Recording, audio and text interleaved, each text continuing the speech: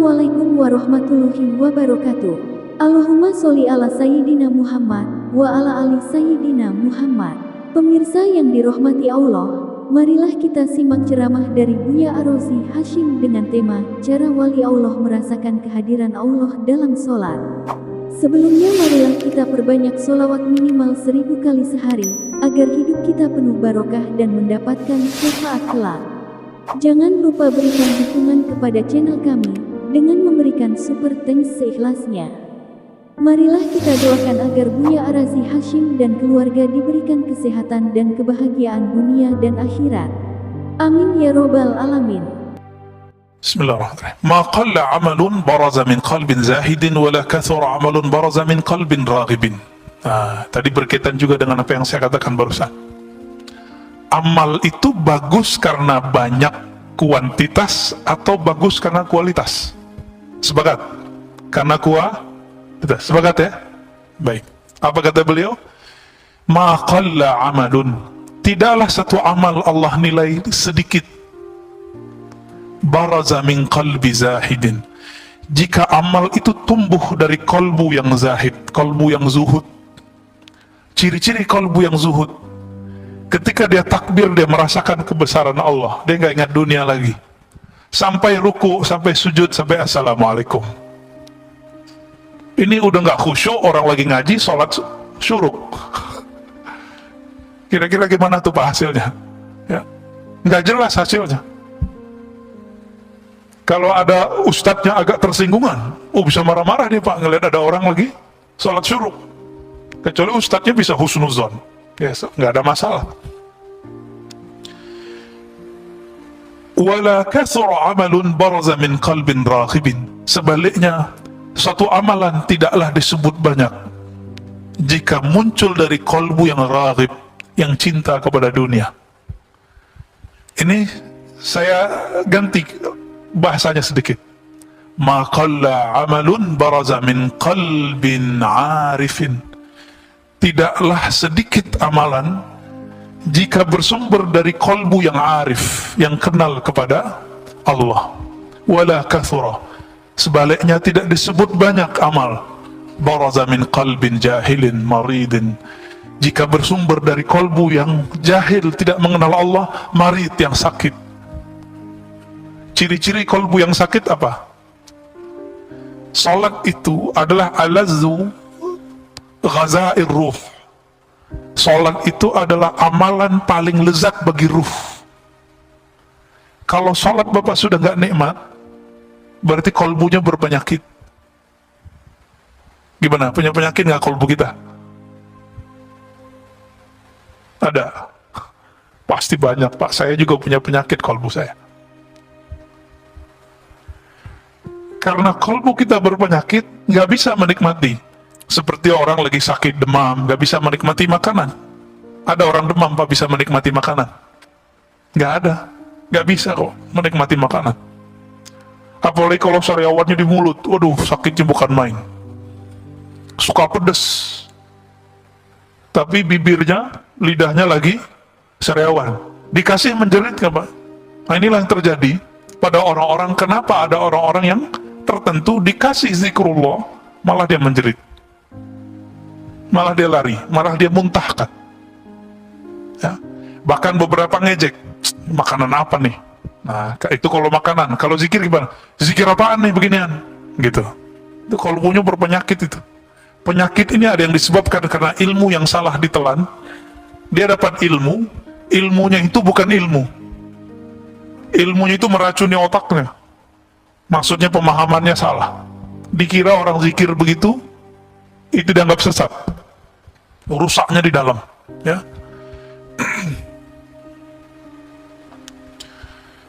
Itulah sebabnya ada sebuah hadis dalam Ibnu Majah, satu bab ilmu lebih afdal daripada 100 rakaat ahli ibadah. Satu bab ilmu. Ini kita udah 3 bab nih pada tadi, ya. Udah 3 bab dari tadi. Udah 300 rakaat. Gampang kan? Kalau masuk ke hati insya Allah.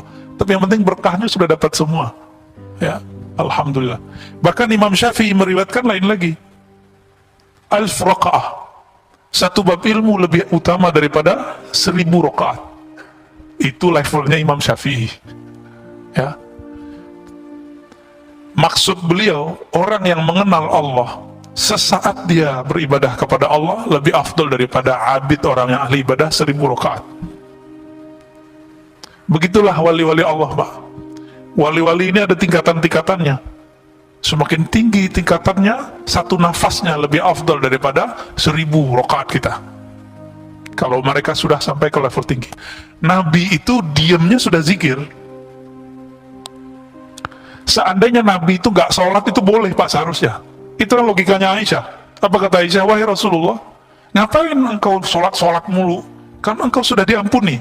Apa logika Aisyah? Engkau gak perlu sholat, wahai Rasulullah. Kira-kira begitu. Sholat sunat loh ya, bukan sholat wajib. Sholat wajib kan langsung dari Allah, wajib. Apa kata Nabi? Enggak. Afala an akuna abdan syakura. Kenapa aku tidak boleh menjadi hamba yang bersyukur? Maka sholatnya Nabi itu, karena dia sudah mengenal Allah, sholatnya adalah sholat syukur. Setiap sholat. Maka kakinya kapalan. Kalau kita punggung kita kapalan, Pak, karena tidur. Jadi Nabi itu sholatnya sholat syukur. Maksudnya apa sholat syukur? Beliau itu merasa sangat berterima kasih kepada Allah, mengemban nur yang Allah pilihkan kepadanya. Sebagai tanda syukur, maka beliau sholat setiap hari, setiap malam. Bahkan beliau sholatnya pun dalam keadaan diam. Jadi Nabi ini sholatnya ada yang sholat fisik, ada yang sholat diam. Apa kata Sayyidatuna Aisyah? Karena Rasulullah sallallahu alaihi wasallam yazkurullah fi kulli ahyani. Rasulullah atau ala kulli ahyani selalu mengingat Allah setiap nafas, setiap detik, setiap saat. Jadi setiap nafasnya itu zikrullah. Kita udah dalam sholat gak ingat Allah. Ini beda sholat kita sama Rasulullah sallallahu alaihi wasallam.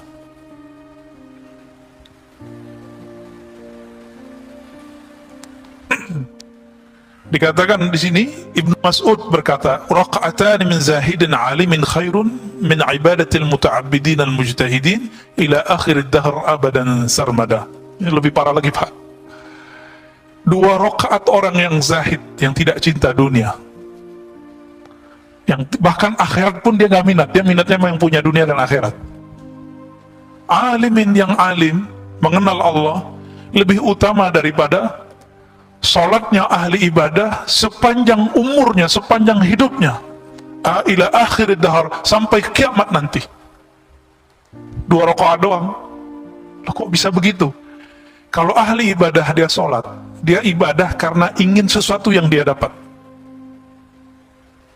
Sedangkan orang yang mengenal Allah ini, dia menyembah Allah karena Allah pantas disembah.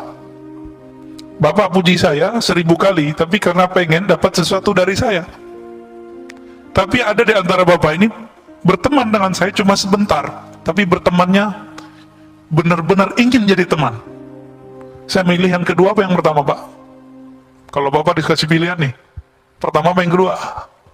Muji kita, Masya Allah, tapi dia pengen sesuatu dari kita, ya, pujian matre. Hamba-hamba yang muta'abbidin ini, ahli ibadah ini, dia pengen sesuatu. Inilah yang terjadi pada orang-orang yang puasa karena pengen sesuatu, zikir karena pengen sesuatu.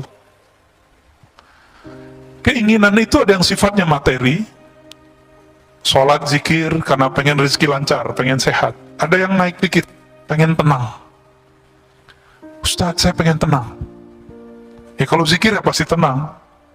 Cuma kalau dia putus zikir, ketenangannya hilang lagi. Emang kalau nggak tenang mau ganti Tuhan? Ya. Kalau nggak tenang mau ganti Tuhannya? Maka Allah itulah ilaha illallah. Dialah yang berhak disembah dalam keadaan tenang, damai, atau dalam keadaan kelusak-kelusuk, sama aja. Nah ini yang disebut alim, orang yang mengenal Allah. Kalau lagi seneng ingat Allah, lagi susah, saya udah sholat kok masih susah aja gitu. Ada yang kebalikan, kalau lagi susah ingat Allah, lagi seneng ya, itu kebanyakan yang nomor 2.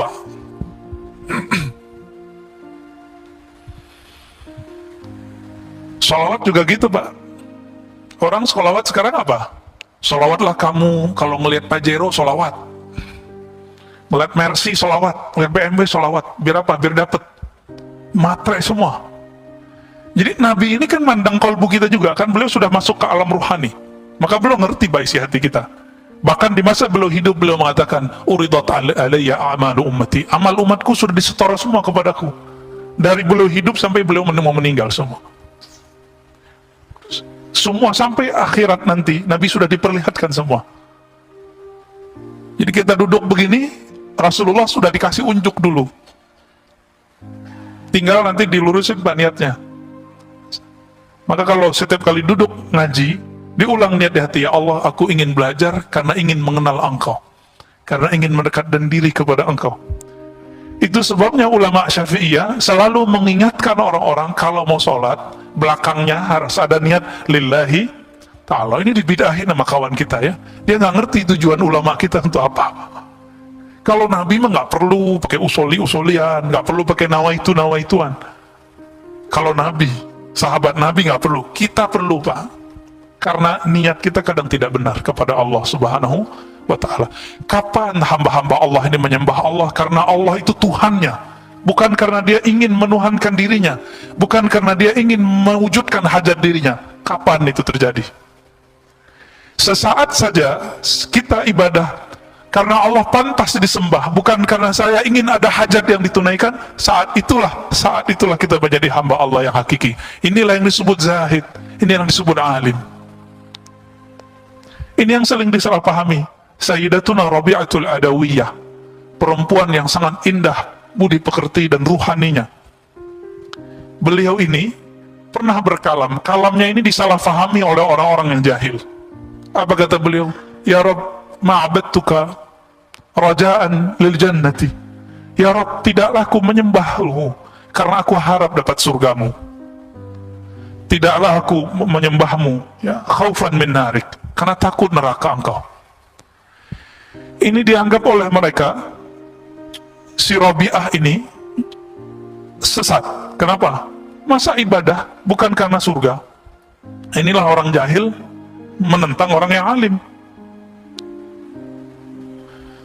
Di dalam Al-Quran itu ada dua jenis surga Pak. Surga yang dikatakan oleh Rabi'ah itu surga syahwat, hurain. Ya dia sudah perempuan, dia nggak minat sama hurain. Ibu-ibu ini, akhwat ini bisa coba bayangkan, baca semua kisah di Quran, itu lebih banyak cerita untuk menyenangkan laki-laki, bener nggak? Ini jujur aja nih Bu, jujur. Perempuan disebutkan sebagai objek syahwat di dalam Al-Quran, bener nggak? Kenapa? Karena Nabi yang diturunkan laki-laki, yang mendengarkan waktu itu kebanyakan laki-laki. Maka tidak jarang perempuan bertanya, loh itu hurain, bidadari, kita punya bidadara nggak? Begitu kalau perempuan yang kritis. Pasti ada pertanyaan begitu. Pernah terbersit nggak ini ibu-ibu ini?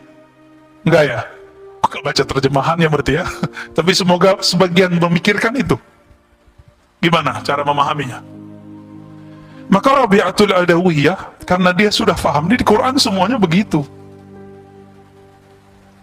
Maka beliau mengatakan, ya Rabb, aku beribadah ke surga, aku ibadah kepada engkau bukan karena surgamu, tapi karena engkau yang mempunyai surga.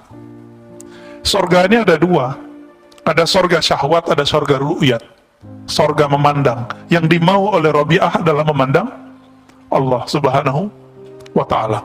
Makanya Rabi'ah ketika dilamar oleh seorang laki-laki, itu nggak mau nikah Pak, karena dikasih pertanyaan sama dia. Jadi maharnya dia adalah, pertanyaannya bisa dijawab nggak?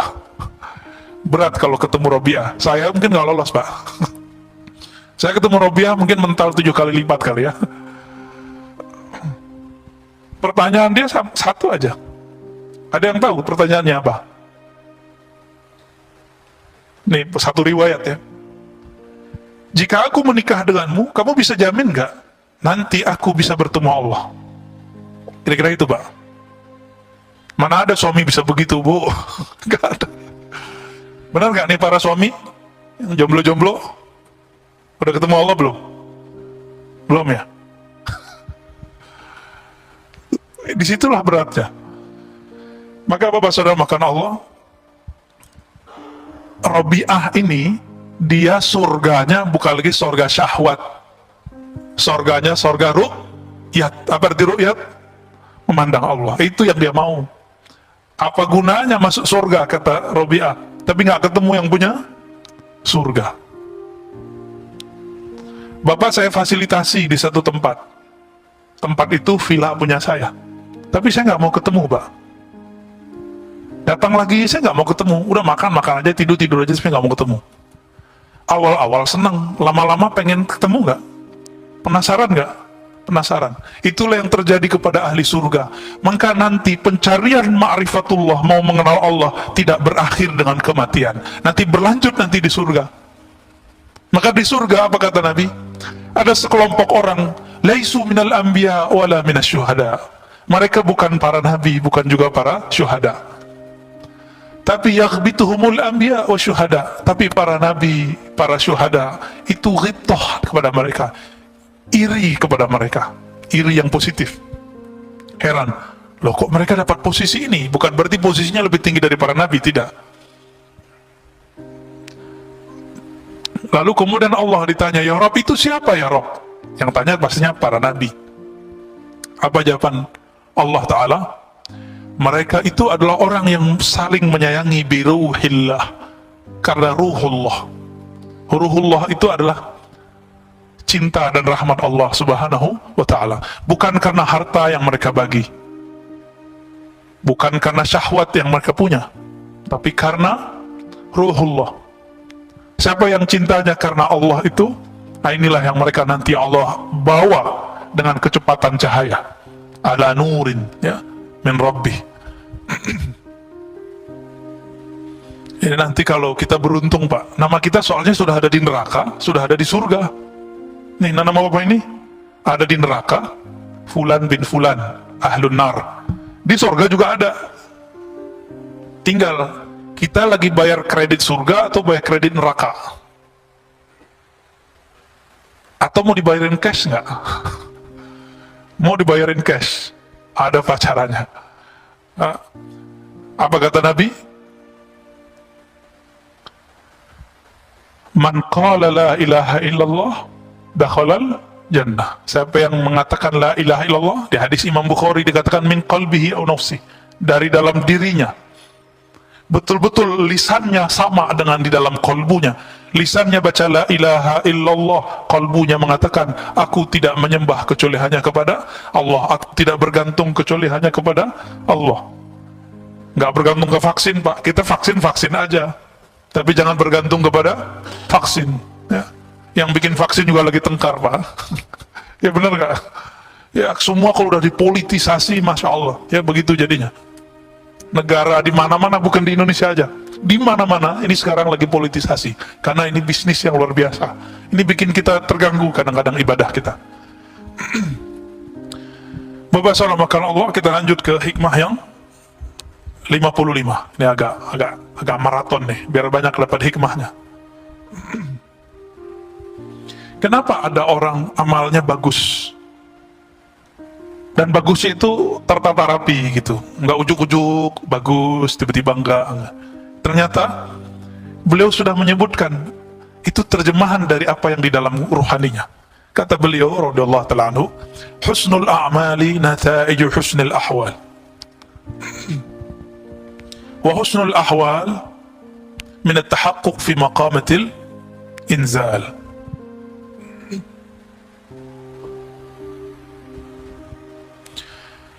Sempurnanya amalan, amal sempurna itu nggak ada riaknya. Jadi jangan dibayangkan amal sempurna itu bagus rukun-rukun zahirnya saja. Sempurnanya amal tidak ada riak. Sempurnanya amal bukan karena kita ibadah karena pengen sesuatu, ya. Nata'iju husnul ahwal, bagusnya amalan stabil. Di rumah dia sholat, di masjid dia sholat. Di rumah sholatnya lama, di masjid juga lama. Ada kebalikannya, kalau di masjid sholatnya lama, kalau di rumah sholatnya buru-buru. Berarti akhwalnya bermasalah nih. Kalau lagi ada komunitas dia bisa khusyuk, tapi kalau nggak ada komunitas dia nggak bisa khusyuk. Kebanyakan kita yang begini. Apa kata beliau? Kebagusan amalmu, kestabilan amalmu itu karena nata'iju husnul ahwal, karena buah dari bagusnya ahwal rohanimu. Apa ahwal rohani? Tidak ada riya, tidak ada ujub, tidak ada sombong. Udah 3 aja. Tidak ada riya, tidak ada ujub. Apa arti ujub? Saya kagum dengan diri saya sendiri. Kalau riya itu saya kagum dengan amal saya. Beda nggak? Itu beda ujub sama riya. Berada kakak ya? Kalau riya, saya takjub dengan amal saya. Kalau ujub, takjub dengan diri. Sumber takjub itu kibr, sombong. Sikap dia disebut dengan takjub. Kalau dia tunjukkan kepada orang, namanya takabur. Takabur itu sifatnya iblis.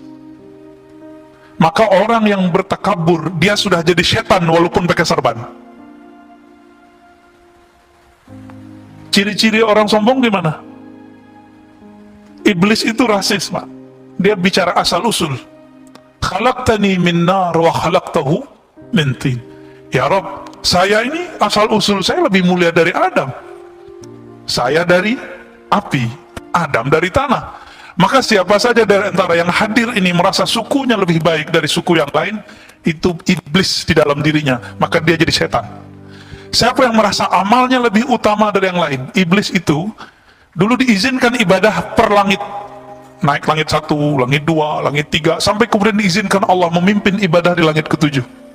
Di langit ke-7 kan ada Ka'bah, Pak. Ka'bah putih namanya, ya, Al-Baitul Ma'mur disebut di Quran. Yang di bawah kan Baitullah, di atas namanya Al-Baitul Ma'mur. Sebenarnya di beberapa riwayat langit ke-4 itu juga ada Baitul Arwah, cuma riwayatnya tidak terlalu sahih ya. Yang paling sahih di Bukhari Muslim, di bumi lo ada di langit ke-7. Nabi Ibrahim lagi di sono, Pak. Nabi Ibrahim lagi di sono. Maka kalau ada orang ngaku naik ke langit nggak ketemu Nabi Ibrahim di langit ke-7, bohong dia. Ya. Banyak ya, ada beberapa tokoh-tokoh spiritual belagu ngomong, saya nyantri di langit sekian tahun. Cek aja, ketemu gak ente sama Nabi Adam di langit pertama? Ketemu gak ente sama Nabi Isa di langit kedua? Kalau enggak, halu. Banyak orang halu itu hari ini. Serban bukan jaminan orang punya tingkatan tinggi. Kan gak ada hadis sahih mengenai keutamaan serban orang yang tinggi. Tapi kalau habaib emang disunnahkan pakai serban, Pak, supaya tidak salah lihat, terutama kalau dia guru. Begitu dalam fatwa ulama-ulama Hadramaut. Jadi jangan suuzon juga kalau ada habaib pakai juga serban, ya. Itu dia lagi jaga nasabnya itu. Perintah dari guru-gurunya di Hadramaut, ya.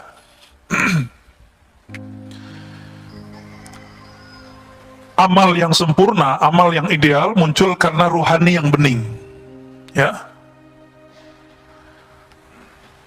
Rohani yang bening itu minat tahaqquq fi maqamil inzal, ya. Itu hadiah, buah daripada tahaqquq. Apa arti tahaqquq? Usaha untuk istiqamah menapaki jalan-jalan rohani. Jadi kalau berguru sama seorang syekh, jangan lihat dia hari ini, lihat dia yang masa lalu. Karena syekh itu sekarang, kayak Imam Malik tadi, Imam Malik itu setiap malam mimpi ketemu Nabi, Pak. Mabitu lailan illa ra'aitun nabiyya sallallahu alaihi wasallam. Tidaklah aku tertidur kecuali aku memandang kepada Rasulullah sallallahu alaihi wasallam. Siapa itu Imam Malik? Ada kita yang begitu. Nah, itu baru benar tuh. Itu layak dijadiin guru. Bisa berkoneksi dengan Sayyidina Nabi sallallahu alaihi wasallam. Nah, inilah rahasia. Mursyid itu ruhaninya nyambung dengan Nabi. Ini jadi mursyid, mimpi ketemu Nabi aja belum.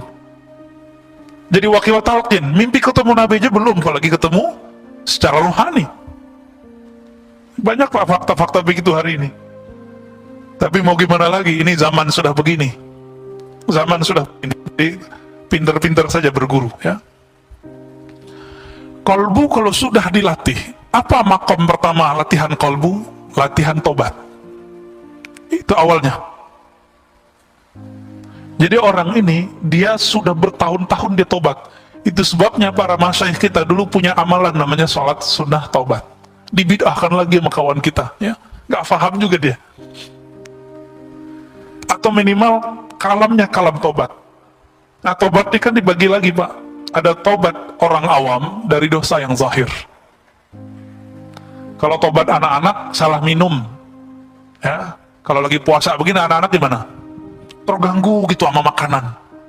Terganggu gitu kalau ada anak kecil yang lain di bawah dia yang berbuka. Nih saya mau tanya nih Pak, kalau ada di sini orang buka restoran, buka, Bapak terganggu nggak? Terus perlu ditutup nggak? Serius loh ya? Ada warteg buka siang nih. Nih saya nggak ngomong hukum syariat dulu, hukum rohani. Bapak terganggu nggak? Loh Ustadz, kita harus tegakkan hukum. Loh di antara ibu-ibu ini di rumah kalau bapak punya istri, ada yang lagi haid nggak? Nggak masak, butuh makan, nyari kemana? Ya nyari ke warteg kayak gimana kayak situ. Jadi kita tuh nggak usah sibuk mikirin orang, kayaknya agama kita paling bener, mau amar ma'ruf nahi mungkar, tapi kebelinger di situ. Emang bapak ibu ini masih terganggu kalau ada orang masak depan kita? Ini kan lucu, ya, sweeping, ketemu di warteg orang makan, lagi makan tempe. Lah untuk apa itu diberitakan? Ini politisasi aja Pak, ya saya nggak suka berita-berita begitu. Ini saya mau nanya lagi, Bapak terganggu nggak kalau saya makan minum di sini? Oh, bener itu dah. Terus untuk apa itu dibuka? Apa ditutup, di sweeping? Nggak perlu, biarin aja mereka pakai adab ya. Jadi kalau mau bukain jam sekian, bilang gitu, ya. Kok jam 12 kayak gitu. Tutup depannya. Gak perlu pakai sweeping Pak kalau orang udah puasa. Tapi kalau anak-anak, iya, anak saya itu bawa teman-temannya di depan rumah. Si bocah yang bontot tiba-tiba bawa roti ada coklatnya. Makan depan mereka, kabur Pak semua anak-anak itu. Apa kata mereka? Aduh puasa gue nih. Parah nih adekmu Pak gitu. Itu puasa anak-anak, di depan saya masih anak-anak kan nih. Nah ini kita kalau ngomong hikam Pak ya. Tapi kalau pemerintah mau memutuskan misalnya tutup, ya gak apa-apa juga, gak masalah. Gak masalah juga Pak, sebenarnya. Tapi kalau Bapak masih terganggu, ya salam. Ya, puasa anak-anak berarti ya. Jadi apa yang harus dilewatin untuk tahapan pertama? Taubat. Taubat anak kecil dari yang fisik tadi. Taubatnya orang awam dari hal-hal yang zahir, dosa mata, dosa telinga. Maka kalau orang awam sudah nggak dosa mata, nggak dosa telinga, nganggapnya sudah suci. Jadi mereka bingung, kok habis assalamualaikum masih ada istighfar. Padahal dia lupa, di dalam sholatnya dia tidak ingat kepada Allah Subhanahu wa Ta'ala. Ini perlu diistighfarkan nggak nih sholat yang begitu? Inilah rahasia Rabi'atul Adawiyah mengatakan, astaghfirullah fi istighfari, atubullah fi taubati. Aku minta ampun kepada Allah karena istighfarku tidak benar. Aku bertobat kepada Allah karena sholatku tidak khusyuk. Ada nggak yang pernah begitu Pak? Supaya sholat kita pas naik ke atas kan mau dilempar lagi. Nggak khusyuk, lempar. Tapi karena kita tutup, astaghfirullah, ya Allah, sholatku tidak khusyuk. Diberi syafaat, naik juga Pak ke atas. Allah kan maha pengasih, maha penyayang. Kita berusaha khusyuk, belum khusyuk ya nggak apa-apa. Yang penting kita ngaku tidak khusyuk. Mau nggak ngaku nggak khusyuk? Itulah tobat level 2. Taubat ruhani. Taubat apa? Taubat ruhani. Batinnya merasa kurang bener nih. Nah ini aja Pak dibenerin. Level 2 ini coba dipakai. Nanti bagus tuh amalannya. Nanti Bapak gampang nangis kalau zikir. Sholat aja gampang mewek Pak.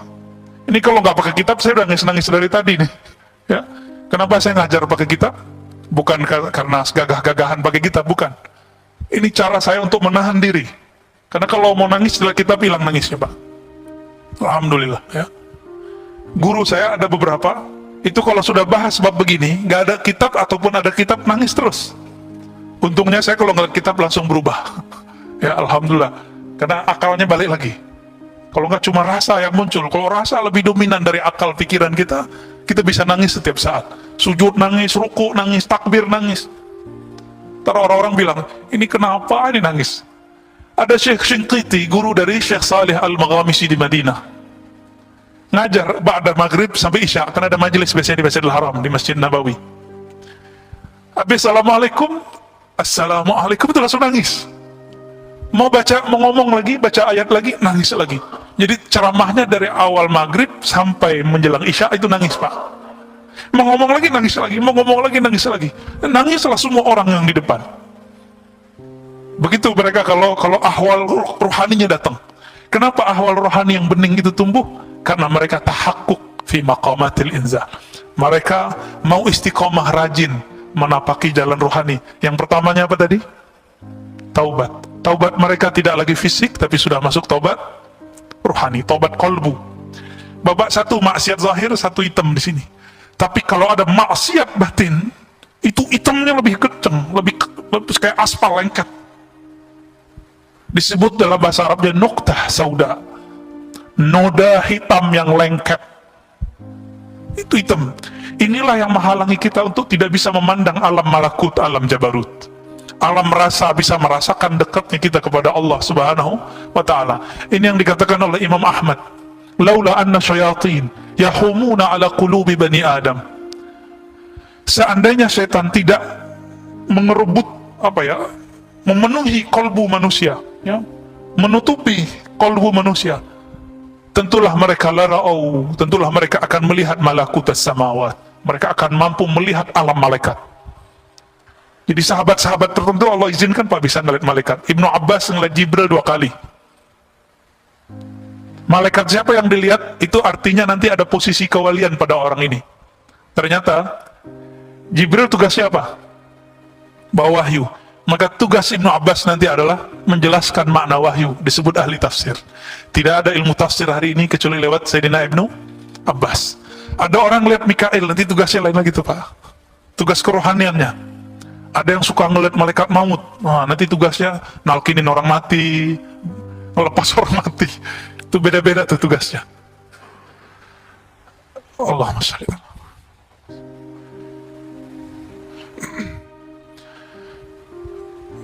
Oleh karena itu Bapak Salamkan Allah, seandainya Allah bersihkan kalbu kita, mungkin tidak ada hari kecuali kita menangis di hadapan Allah Subhanahu wa ta'ala. Makanya Sayyidina Nabi SAW hampir setiap hari beliau menangis. Hampir setiap sujud beliau meneteskan air mata. Kenapa? Karena beliau merasakan memandang Allah Subhanahu wa ta'ala. Kita kehilangan anak kita hilang sehari, mungkin 2 hari, bahkan kalau di mall hilang 1 jam 2 jam, ketemu, nangis nggak Pak? Nangis. Ruh ini kehilangan, kemana dia berarah?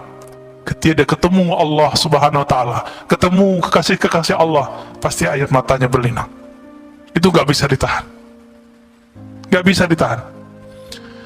Semoga Allah mengistiqomahkan kita menapaki jalan rohani, jalan istiqomah, jalan taubah. Amin ya rabbal alamin.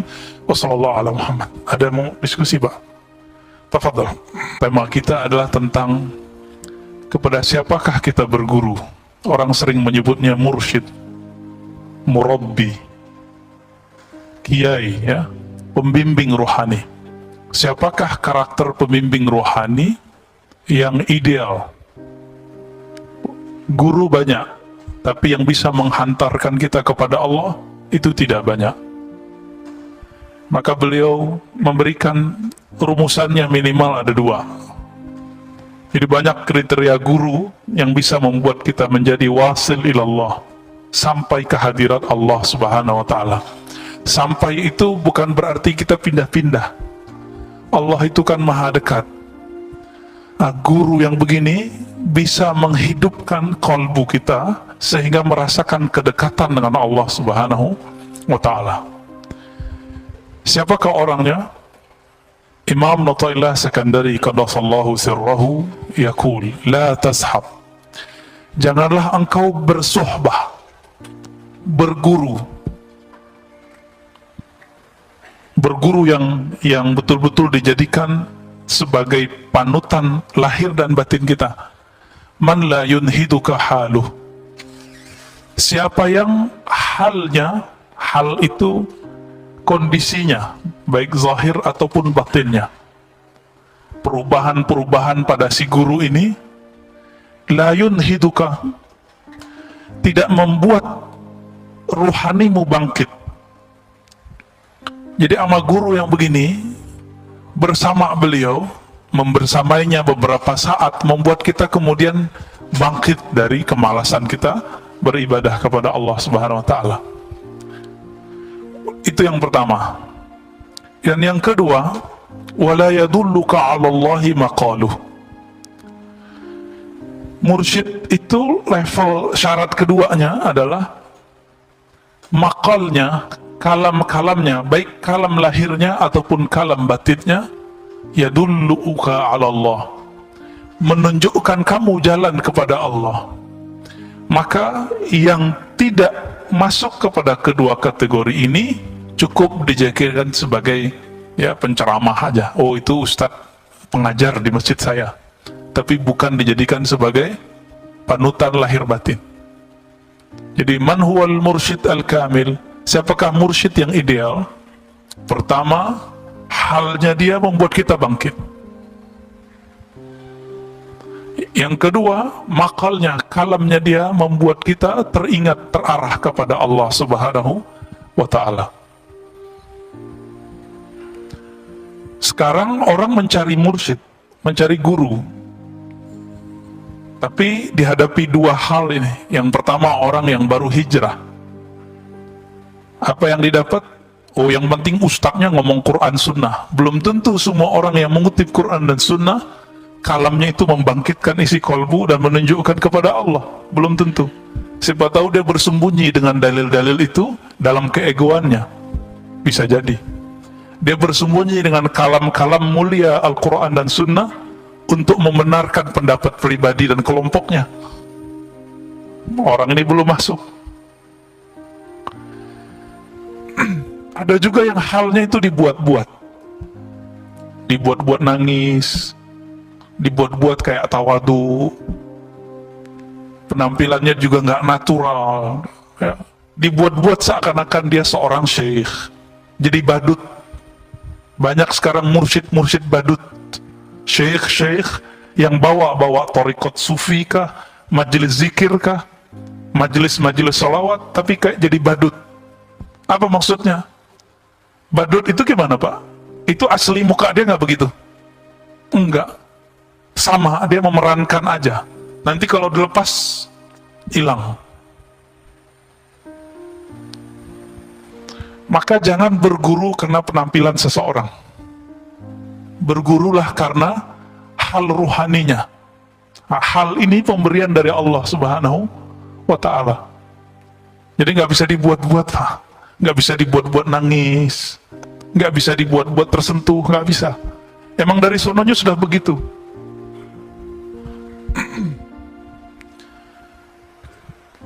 Ciri kedua tadi apa? Kalamnya menunjukkan jalan kepada Allah. Mungkin gak orang yang belum merasakan kehadiran Allah di kolbunya lalu bisa mengajak orang merasakan Allah? Mungkinkah orang belum tahu jalan ke Jogja terus ngajak kita ke Jogja?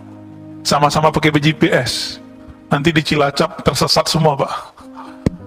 Ini banyak kejadian-kejadian begitu.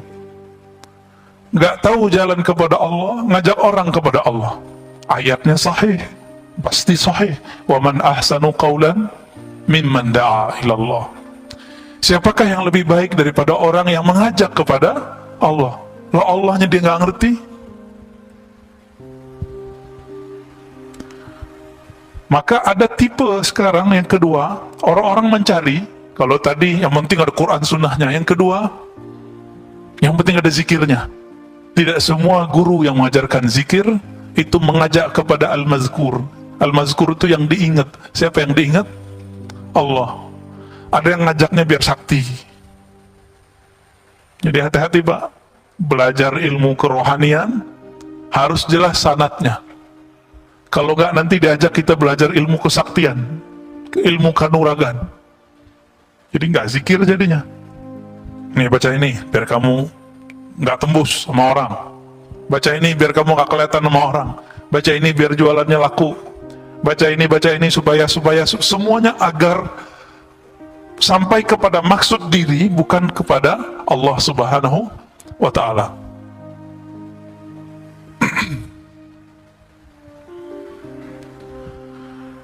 Karena banyak hari ini seperti itu, maka hati-hati saja dalam berguru, ya.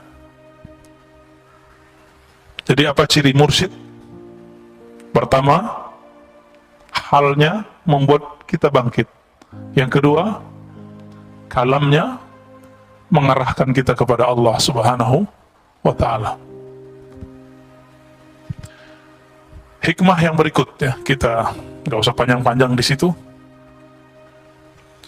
Rubbama kunta musian fa'araka al-ihsan suhbatuk man huwa aswa'u halan mink. Ini sudah ganti topik.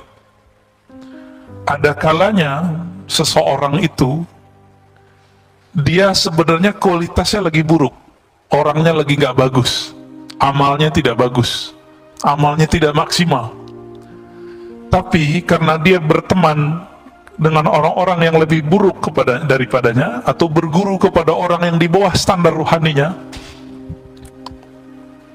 fa'arakal ihsan, maka engkau merasa dirimu lebih baik ya daripada si anu gitu. Maka masih ingat gak ketika dulu ada orang yang membunuh 99 orang lalu bertambah dengan membunuh seorang ulama? Masih ingat?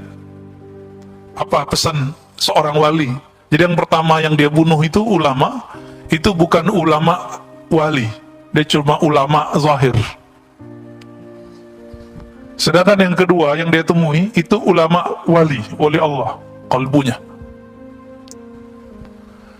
Maka kata si wali ini, jika kamu mau tobat, maka tinggalkan kampungmu. Karena kampung dia ini punya komunitas yang akhlaknya begitu semua. Jika dia balik kepada mereka, dia akan merasa biasa. Wow, di sini biasa bunuh orang. Disuruh dia keluar, itu maksudnya. Maka Bapak serahkan Allah, kalau ada orang kecanduan narkoba, udah diterapi, udah di segala macam. Tapi kalau dia kembali ke komunitasnya, baik komunitas online ataupun offline-nya, nanti dia akan kembali ke masa lalunya. Jadi caranya gimana? Dia harus ganti nomor, ganti komunitas. Karena sekarang komunitas itu nggak komunitas fisik, sudah ada semua dalam genggaman handphone. Jadi harus ganti nomor itu orang. Ya, jadi kalau ada keluarganya yang kena, nggak cukup dibawa ke tempat terapi narkoba, nggak cukup. Putus komunikasi dia dengan sebelum-sebelumnya. Dia menjadi orang baru.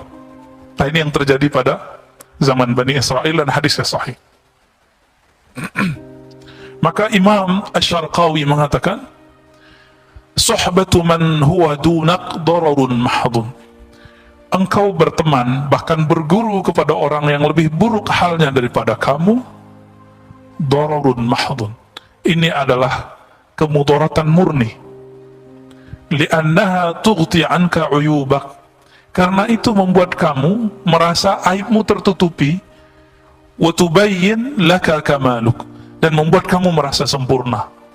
Nah, ini bahayanya.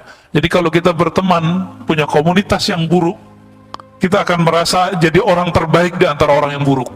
Mau Pak? Menjadi yang terbaik di antara orang-orang yang buruk. Na'udzubillah min dzalik. Maka berguru ini ada dua macam dalam kitab. Suhbatul iradah, kemudian suhbatul tabarruk. Berguru itu ada dua. Berguru kita ingin jadi muridnya, namanya suhbatul iradah, sohbat iradah. Berguru kita pengen jadi muridnya. Kalau murid patuh nggak sama gurunya? Kalau kita punya guru di sekolah, ada tugas nggak? Ada PR nggak? Ada. Ada jam tertentu kita kemudian membangun komunikasi dengannya. Itu guru yang sudah kita jadikan sebagai sohbatul iradah. Iradah orangnya disebut murid. Apa arti murid? Murid bahasa Indonesia apa bahasa Arab, Pak? Se-Indonesia ya? Bukan. Murid itu bahasa Arab.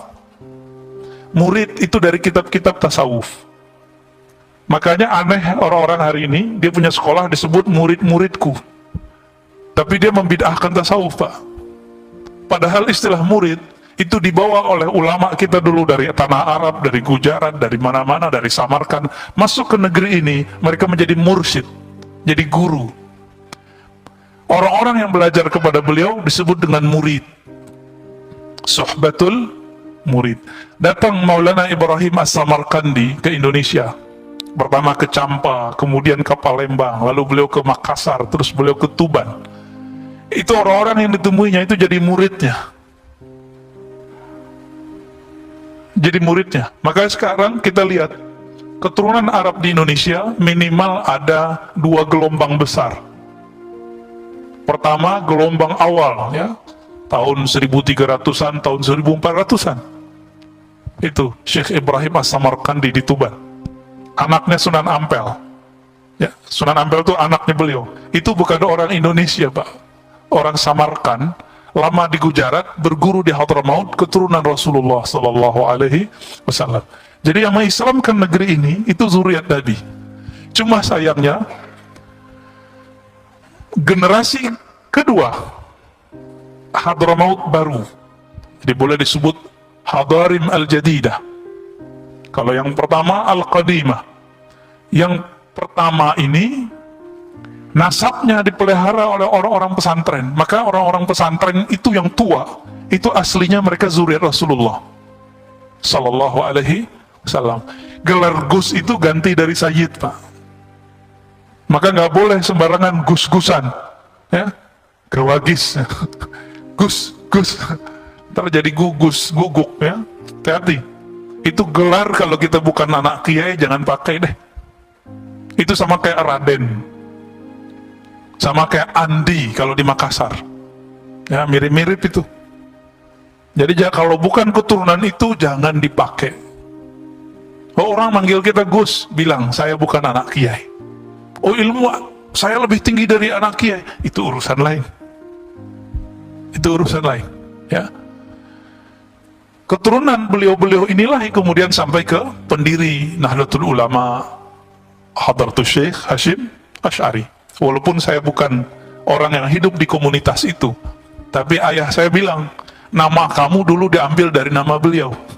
Maka nama saya belakangnya ada Hashimnya. Ya, alhamdulillah. Itu semua keturunan dari sana, Pak. Keturunan Syekh Ibrahim As-Samarkandi, ya. Nanti turunnya ke Sunan Ampel ke Sunan Bonang, terus sudah kemana-mana.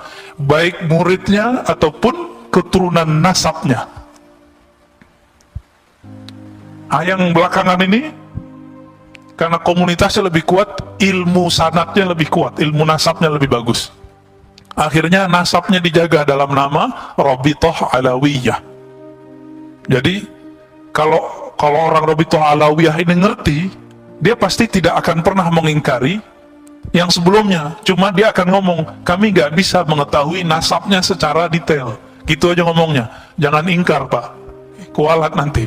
Karena belum ada apa-apa, mereka sudah dahuluan generasi pertama. Ya.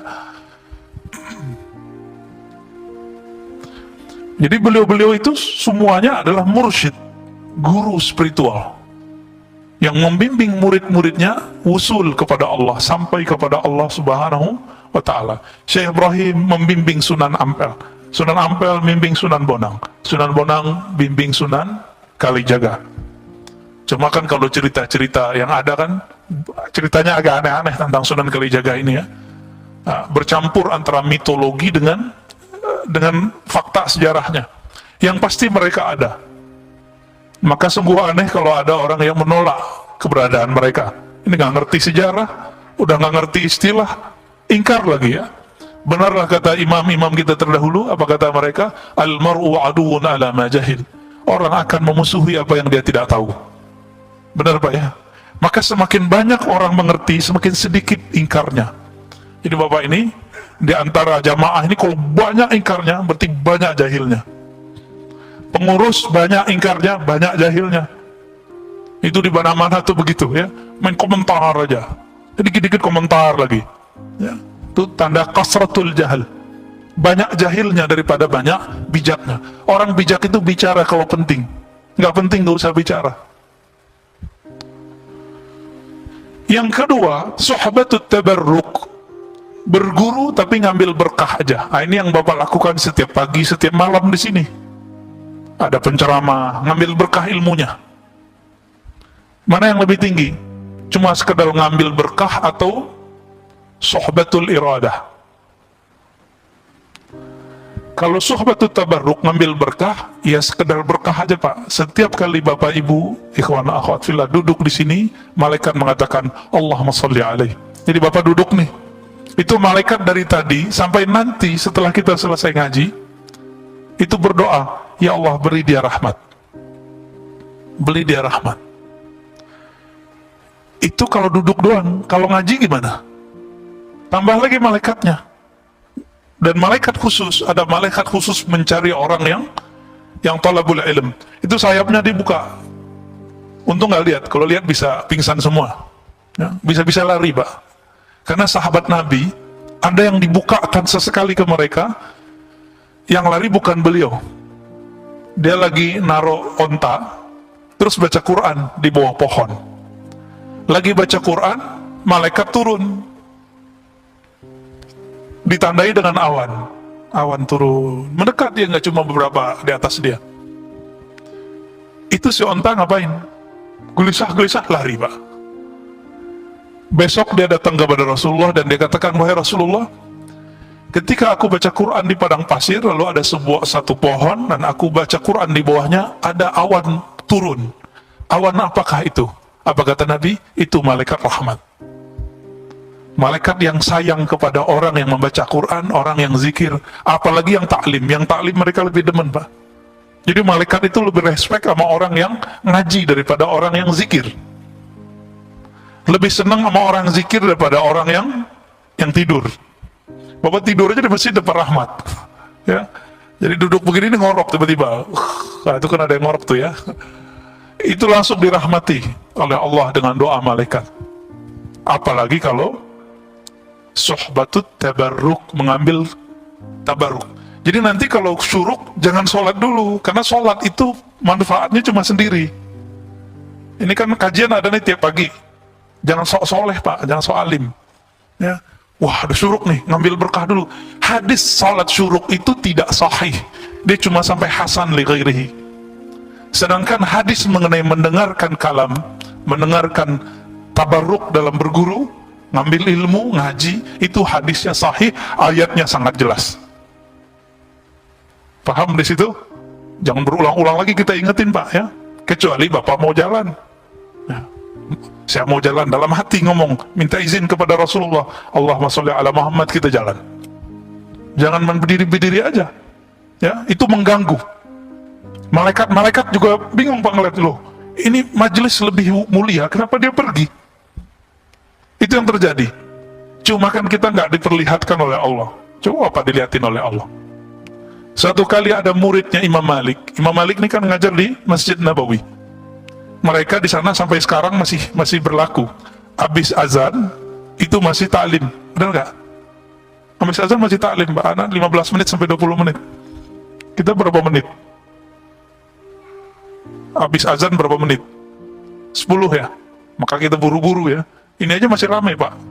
Coba kalau dikasih 15 menit, lebih ramai lagi kayaknya ke belakang. Ada beberapa masjid itu 20 menit saya lihat. Tapi ya ada jamaah yang nggak ngerti, protes juga. Giliran di Mekah nggak berani protes, dia Masjidil Haram ya. Imam Malik ba'da azan itu nggak sholat sunat beberapa kali kalau lagi taklim. Beliau lanjutkan taklimnya. Seorang murid masukin kitabnya ke dalam tasnya, masukin. Dibiarin aja Imam Malik. Udah selesai dia mau berdiri, Imam Malik nanya, ya gulam, hai bocah, kemana engkau? Apa kata orang ini? Wahai tuan guru, Imam Malik ya, aku hendak sholat sunat. Kata Imam Malik, apa hukumnya sholat sunat? Namanya sholat sunat. Sholat sunat rawatib hukumnya apa? Sunat. Ditanya lagi, kalau ngaji hukumnya apa? Bingung deh Pak. Oh kalau ngaji wajib, yaudah kamu duduk. lebih utama ngaji sesaat kita mendengarkan orang berkalam. Walaupun kalamnya nggak benar-benar amat Pak, tapi karena niat yang tulus itu Allah angkat. Yarfa'illahu alladzina amanu minkum walladzina utul ilma darajat. Orang yang diberikan ilmu, diberikan iman, Allah angkat darajat, bukan satu derajat, darajat. Darajat itu bahasa Arab disebut sebagai jamak plural, derjat, derjat, derjat. Kita nggak tahu seberapa banyak derjatnya.